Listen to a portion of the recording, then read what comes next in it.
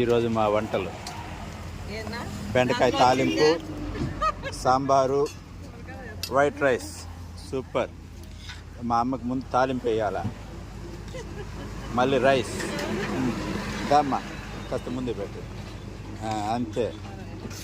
మా తాలింపు సాంబార్ వేయండి. వనభోజనాలు రోజు ఒక్కసారే తింటారు నెలకి, కానీ మేము రోజు తింటున్నాం. అదో ఈ రమేష్ బాబు వల్ల.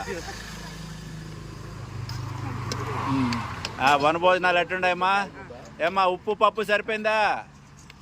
ఉప్పు అన్న తక్కువ? అదో తెచ్చా.